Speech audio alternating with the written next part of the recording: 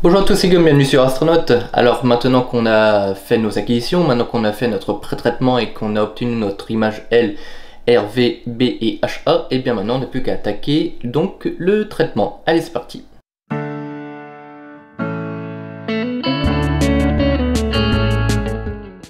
Alors je me suis posé la question pendant un moment, comment bien vous présenter en fait ma méthode de travail pour faire le traitement des photos.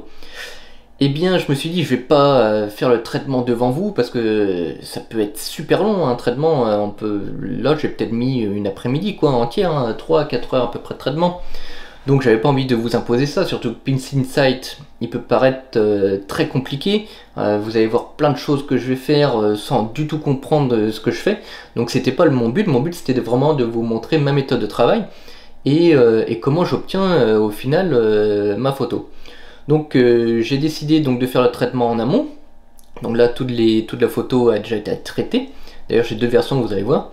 Et j'ai décidé donc en fait de faire un retour en arrière de zéro et puis de faire un avant en fait au fur et à mesure des traitements pour vous montrer en vous expliquant vite fait comment et pourquoi je fais ça comme ça.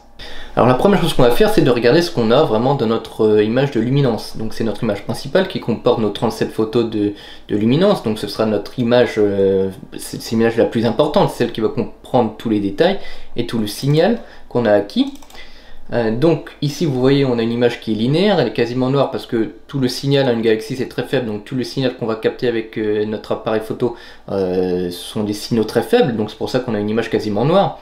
Nous l'appareil photo numérique, quand vous voulez, il va nous, on appelle ça stretcher l'image, donc en fait il va nous révéler ce qu'il y a dedans.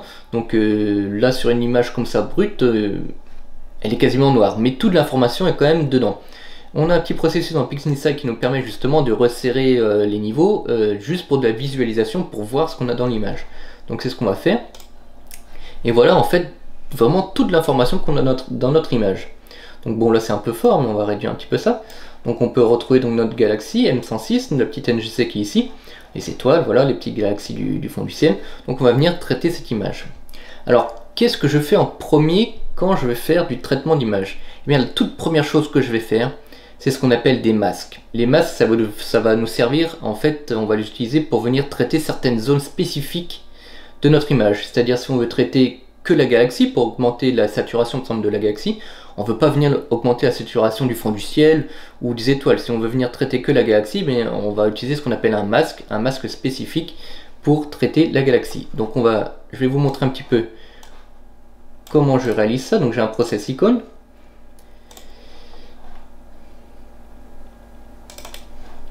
Voilà, donc ça c'est un process icône qui est spécialisé dans la création de masques. Donc ce sont des processus icônes, on m'a demandé si je pouvais les mettre à disposition, je pense que je vais pouvoir les mettre à disposition via mon site internet, mais je vous le ferai savoir quand ce sera fait, parce que là la disposition est à mon goût, mais je vais essayer de vous faire quelque chose un petit peu de plus organisé. Bref, on va créer d'abord un masque d'étoiles qui va nous permettre de venir gérer uniquement les étoiles, donc les petites étoiles, les moyennes étoiles, les grosses étoiles, etc. Donc on a des processus qui s'appellent Star Mask, donc ils vont nous donner un masque un peu comme ceci. Donc là on peut voir les étoiles les plus petites. Donc je vais créer un masque avec ça, ça le fait automatiquement en jouant sur les réglages. C'est bien ce que je vais pas faire maintenant devant vous, mais voilà, on vient jouer sur les réglages pour voir plus ou moins d'étoiles. Donc ensuite, je crée un deuxième masque avec des étoiles de taille moyenne. Un troisième masque qui va être plutôt sur les étoiles grosses. C'est souvent d'ailleurs celui-ci qu'on va utiliser le plus. Vraiment, je les crée souvent tous parce que je ne sais pas si dans le traitement je vais en avoir besoin, mais je préfère tous les créer et si j'en ai pas besoin, je ne les utiliserai pas. Donc ça c'est le masque de grosses étoiles. Et ici, le masque en fait qui comprend l'addition des trois. Donc avec un petit processus qui s'appelle ici, donc pixel mat. Donc en fait je fais star mask plus le 1 plus le 2 plus le 3. Et en fait ça va nous mettre en une seule image toutes les étoiles des trois masques précédents. Voilà. Pareil, celui-ci j'utilise pas forcément toujours. Bref, quand je fais ceci, et bien maintenant je vais créer ce qu'on appelle un masque de luminance qui va nous permettre de venir faire des réglages uniquement sur les parties claires, donc les étoiles et les galaxies et tout ce qui est en signal.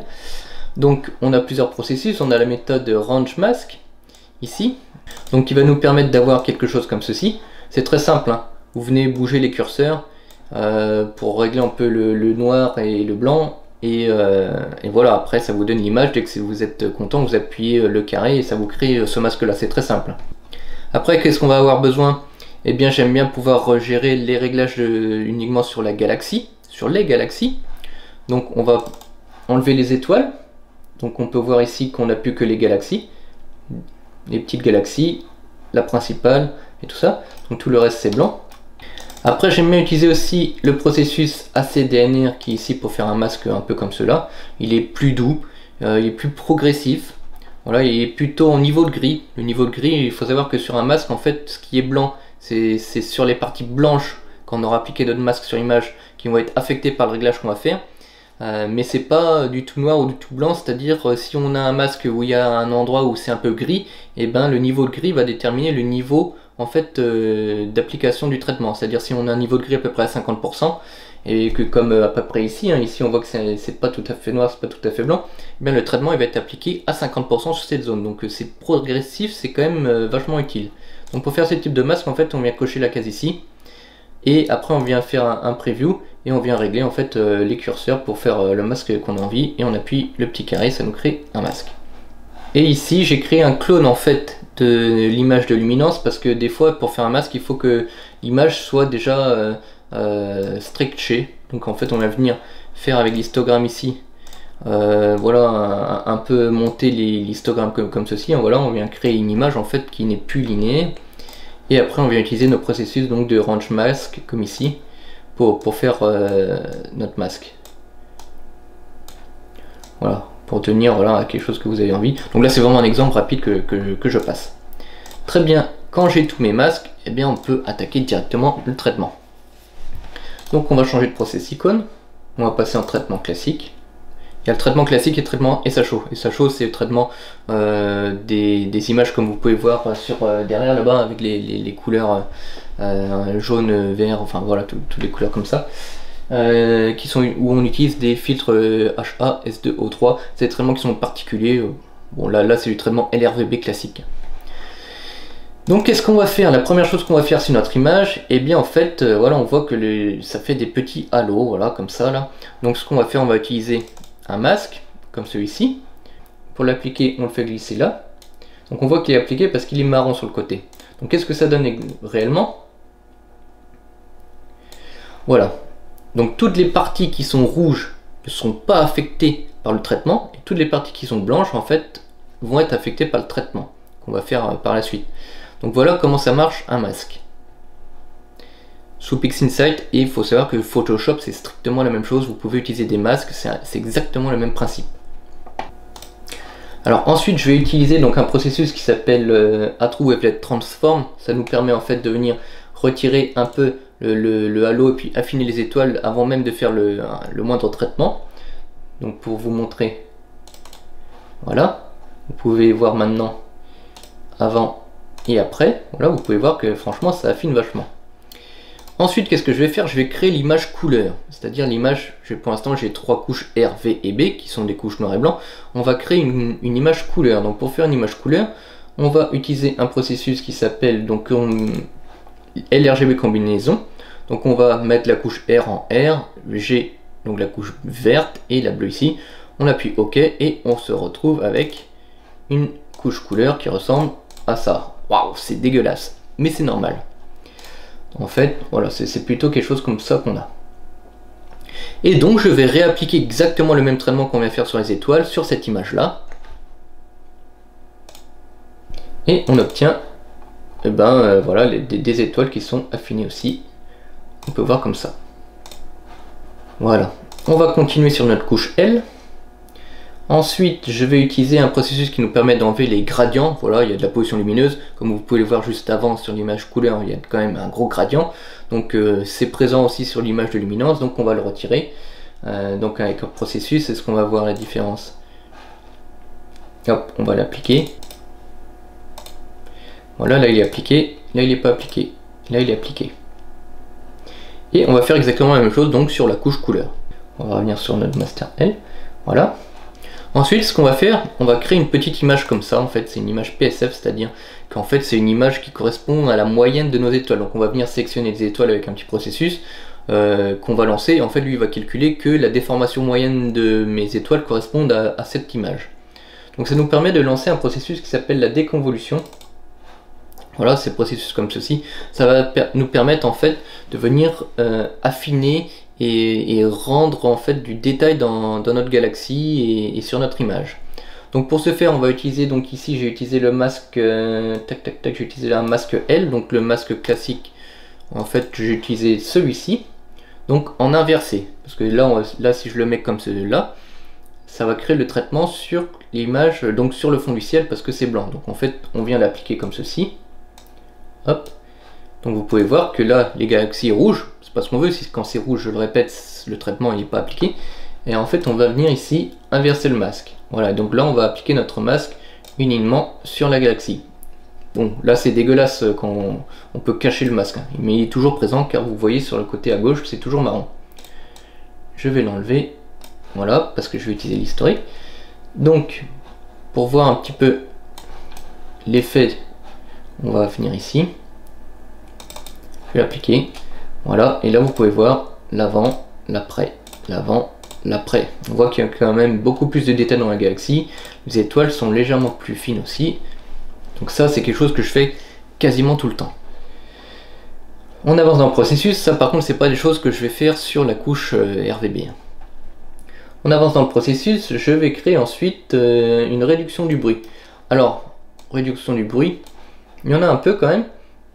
Donc c'est pas quelque chose que je vais faire de très fort. Donc je vais utiliser le A-True Wavelet ici, avec K-Sigma Noise. Donc ça permet de faire une réduction du bruit, mais appliqué à 50% avec un masque du fond du ciel. Donc le masque du fond du ciel, c'est le masque L. Voilà, c'est celui-ci. Donc là, je viens jouer sur le fond du ciel et les zones, voilà, un petit peu de la galaxie. Où il n'y a pas forcément beaucoup de détails. Je ne vais pas jouer sur le centre de la galaxie, mais sur les zones externes et sur le fond du ciel. Voilà. Donc vous pouvez voir l'avant, l'après, l'avant, l'après. On vient préserver aussi les étoiles, hein. Vous voyez, c'est quand même quelque chose qui est relativement puissant. On a quand même bien lissé notre image, hein, sans venir jouer sur les détails. Ensuite, je vous le répète, donc l'image là elle est en ce qu'on appelle en linéaire, c'est-à-dire en fait elle n'est pas comme ça en réel elle est comme ceci. Donc maintenant on va venir révéler ce qu'on a dans notre image avec l'histogramme transform. Voilà, en fait c'est simple. Pour vous montrer un exemple, ici, donc là on voit notre signal qui est ici, on voit qu'il est tout à gauche. Donc, ce qui est tout à gauche c'est plutôt les signaux faibles, et tout ce qui est à droite c'est les signaux, voilà, ici c'est tout blanc blanc, c'est le blanc saturé. On voit que notre galaxie et notre image est plutôt très faible. Donc qu'est-ce qu'on va faire? On va venir jouer sur l'histogramme ici. On va lui dire au logiciel, bah, tu ne considères pas quand ton point milieu il est là, tu le considères là.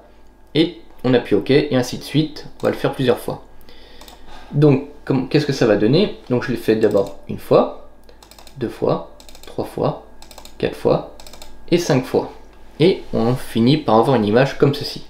Donc là, c'est vraiment quelque chose qui est réel. Là, c'est notre image. Ensuite, j'ai mis un petit peu de courbe pour donner un petit peu de contraste et diminuer le fond du ciel. Ensuite, j'ai utilisé un petit logiciel parce qu'on voit que l'intérieur de la galaxie est quand même très très clair. Alors que c'est pas forcément cramé, donc on peut récupérer à l'intérieur du détail. Donc on a un petit processus qui s'appelle HDR Multi-Scale Transform qui nous permet en fait de venir jouer sur le contraste intérieur des zones claires. Donc qui nous permet donc de récupérer du détail dans ces zones. Donc ici j'ai utilisé le Range Mask, donc celui-ci pour venir jouer que sur la galaxie, sur les galaxies, sans toucher le fond du ciel et les étoiles. Donc, hop, voilà ce que ça donne. Donc on peut voir l'avant et l'après, l'avant et l'après. Voilà, on voit quand même qu'on gagne un petit peu en résolution. Ensuite, j'ai mis un petit peu de courbe et j'ai refait un HDR. Ça, c'est une astuce. Vous pouvez aussi utiliser plusieurs fois le HDR Multi-Scale Transform avec des niveaux de wavelet différents. En fait, c'est ça là. Donc le number layer, en fait ici on va venir jouer sur des différents niveaux de détail. Plus le chiffre est gros, plus on va venir jouer sur les gros détails. Mais bon, vous pouvez diminuer ce chiffre et jouer sur des niveaux de détail différents. D'où l'intérêt de l'utiliser parfois plusieurs fois. Et ici on a notre image pour l'instant finale de luminance. On va le mettre de côté. Hop. Et maintenant j'ai créé donc une image RVB. Et j'ai oublié de vous en parler, mais j'ai créé aussi une image qu'on appelle HARVB. Donc c'est avec un processus qui s'appelle ici un script NRGB combination. Donc où ici on va venir sélectionner donc notre couche RVB et ici notre couche de H-alpha.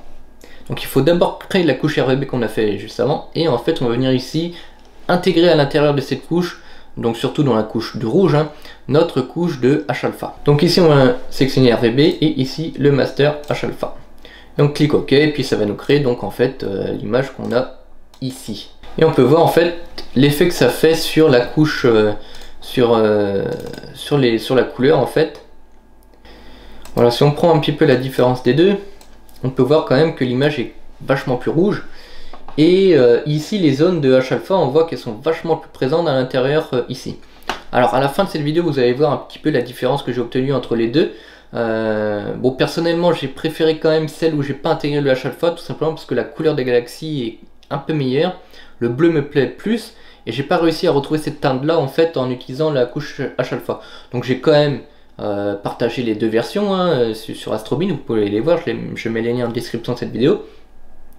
Et en fait, l'avantage quand même quand on utilise le H-alpha, dans ces petites zones ici, là vous verrez, on arrive quand même à récupérer la couleur rouge vraiment de ces éjectats de H-alpha, là, d'hydrogène, alors qu'ici, ça sera plutôt quelque chose qui vont être noir, marron.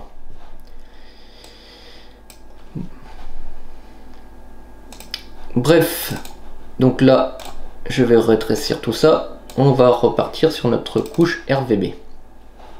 Donc maintenant que j'ai ma couche L, on va attaquer la couche RVB. Donc ici on va reprendre l'historique ici. Alors maintenant qu'est-ce que je fais? Donc je refais ce qu'on appelle un dynamic background extraction. Comme je vous l'ai dit juste avant, c'est pour limiter donc l'effet de la pollution et des gradients, donc ça retire les gradients. Et en fait, après, je vais faire, donc ici en fait c'est l'image quand on a recalé les couches comme elles sont de base. On va faire ce qu'on appelle un background neutralisation. Donc ça en fait ça nous permet de réaligner les couches couleurs et de récupérer une teinte pas verte mais le fond du ciel il faut qu'il soit noir. Donc on lui fait un petit preview ici, clac clac, un petit carré avec ça là. Et on va dire au logiciel, tu prends ce petit carré et tu viens détecter en fait, je te dis ça c'est le fond du ciel, il doit être noir, donc lui il détecte qu'il va pas être noir mais il va détecter qu'il est vert, donc lui il va remettre le vert par rapport au rouge et au bleu pour que en fait le fond du ciel soit noir. Voilà ce qui fait en fait le logiciel. Donc quand on clique, on obtient quelque chose comme ça. Voilà quelque chose, et ben c'est quand même vachement mieux. Après il va falloir lui demander de lui faire une balance des blancs. C'est quoi la balance des blancs? C'est de venir lui dire, bah voilà, ça c'est une base de blanc. Bah, si le blanc a une légère teinte rouge ou une légère teinte verte souvent, eh bien il faut que tu nous remettes le blanc blanc. Donc c'est ce qu'il va faire avec la color calibration qui ressemble à ça. Voilà, on lui donne une référence de blanc qu'on va lui dire, bah tu prends la couleur de tu prends la galaxie, et la référence de noir, bah tu reprends le carré noir, le carré qu'on avait avant. Hop, et ben voilà, maintenant on a nos couleurs qui sont calibrées.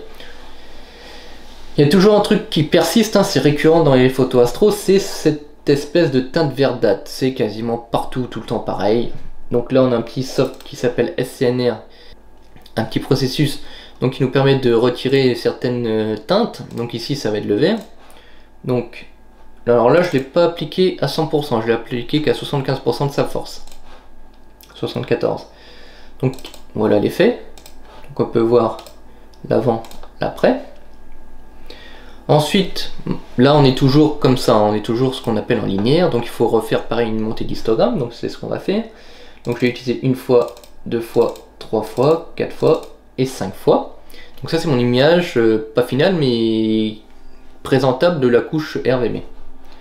Ensuite on va essayer de redonner un petit peu d'éclat à notre image, donc je fais une saturation des couleurs en utilisant le range mask qui est celui-ci. Voilà, mais à l'envers. C'est-à-dire là je veux monter. Donc là je veux monter la saturation des galaxies et des étoiles, mais sans monter la saturation du fond du ciel. On peut avoir un fond du ciel qui se retrouve au final coloré. Donc on obtient ceci. Donc je l'ai utilisé plusieurs fois.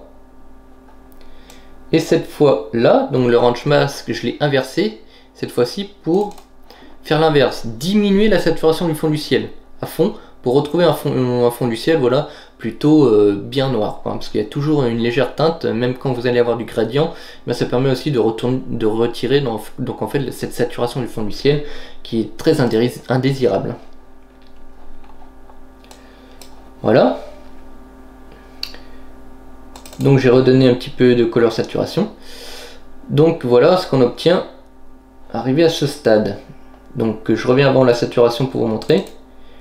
Voilà, avant et après. Donc maintenant qu'on a notre image couleur et qu'on a notre image donc LRVB, alors maintenant qu'on a notre image RVB et notre image de luminance, il va falloir combiner la luminance à la RVB pour en fait récupérer une image, donc notre luminance, mais colorisée, avec les couleurs de la RVB. Donc là on a un petit processus qui s'appelle, donc on l'a déjà vu tout à l'heure, LRGB combination. Donc là on va lui dire, là je te sélectionne une couche de luminance et je viens de l'appliquer en fait sur la RVB. Donc voilà, qu'est-ce que ça va donner. Voilà, c'est quand même vachement mieux, hein. Donc on vient d'appliquer notre luminance à notre couche RVB. Donc au final on se retrouve avec une couche de luminance colorisée. Donc on peut faire l'avant-après. Donc ça c'est la couche RVB et ça c'est la couche LRVB. Donc après j'ai rejoué un petit peu du SCNR parce que je trouvais qu'il y avait une petite teinte verdâtre sur les étoiles. Voilà, on peut voir qu'elle a été supprimée. Ensuite j'ai vu qu'il y avait des petits pixels indésirables, des pixels qui n'étaient pas terribles. Du coup j'ai utilisé un clone, voilà, comme ça nous permet, c'est un petit tampon, celui qui connaît Photoshop, il connaît le tampon, ça permet vraiment de venir copier des pixels qui sont à côté de pixels indésirables en fait. Voilà, en final ça nous supprime les pixels rouge-vert, voilà, qu'on avait et que j'avais trouvé. Alors j'avais des petits problèmes, alors ça, mais j'ai corrigé dans d'autres versions, hein. On peut voir au centre des étoiles ici, qui a un petit peu, voilà, il y a un processus, je pense que c'est le HDR multiscale, j'ai pas dû protéger comme il faut.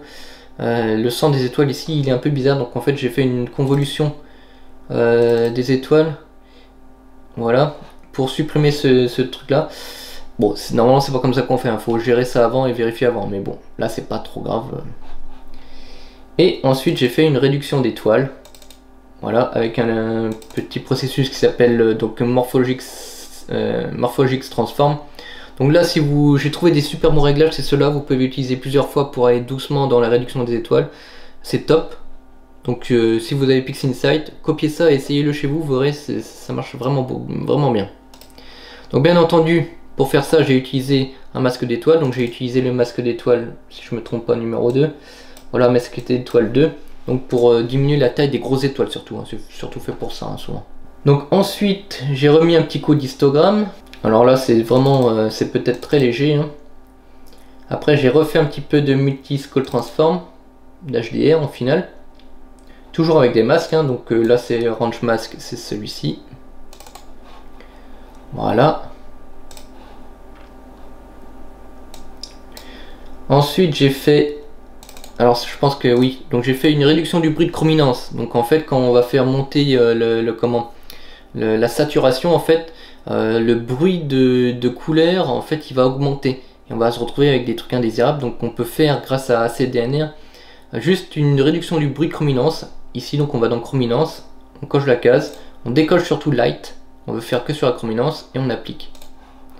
Est-ce qu'on peut voir des exemples peut-être sur la Galaxy Plus? Voilà, on voit des petits carrés un peu bof là.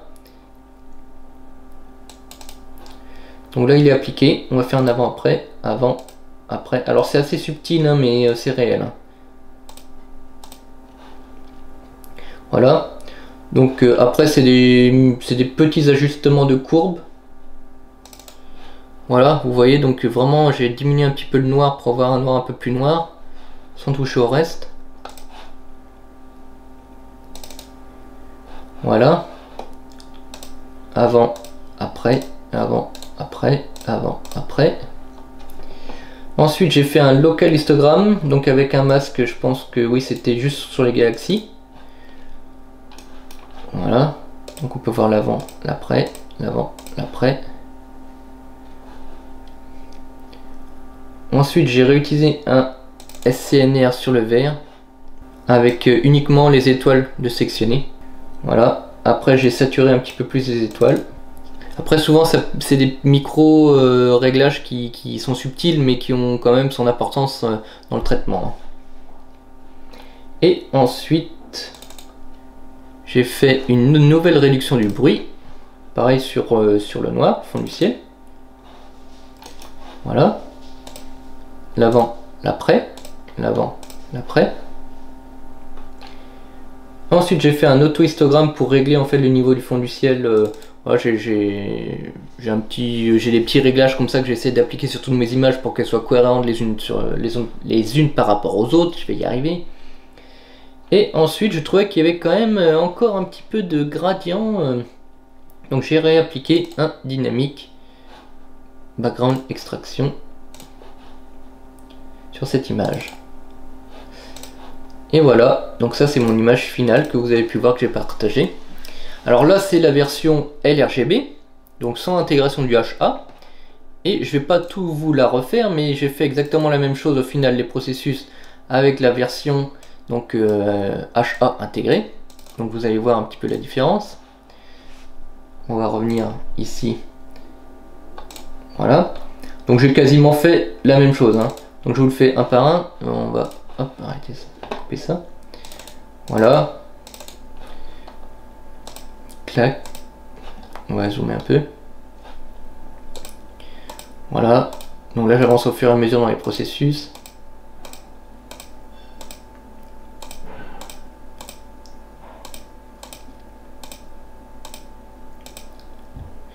Et voilà la version finale. Alors moi je la trouve un peu verte encore maintenant là. Bref, je vais pas recommencer le traitement parce que sinon je vais passer encore des heures. Donc voilà la différence entre les deux. Donc déjà, première différence, on voit que la teinte bleue est pas terrible moi je trouve sur la version H Alpha. Par contre on voit quand même la différence ici au niveau du rouge. Ici on voit bien les éjectats qu'on voit beaucoup moins ici. Donc c'est quand même un gros plus d'avoir du H Alpha. Bon, je l'ai pas fait souvent cette technique donc je la maîtrise pas encore super bien. Mais bon, c'est quand même très prometteur pour la suite. Donc j'essaierai de faire ça plusieurs fois, entre autres sur certaines galaxies comme M31 ou alors même M33, hein, mais je suis déjà quand même très satisfait du résultat. Mais voilà, ma préférence reste quand même sur la couche, sur la classique LRVB. Voilà, après à vous, n'hésitez pas de me dire en commentaire laquelle vous préférez entre les deux, la HA ou la RVB classique. Et sur ce, j'espère que cet épisode vous aura servi à comprendre un petit peu comment je gère mon traitement sur PixInsight. Sur ce, je vous souhaite à toutes et tous un bon ciel. N'oubliez pas le pouce bleu, l'abonnement, la cloche, et je vous dis au revoir, à bientôt sur Astronaute.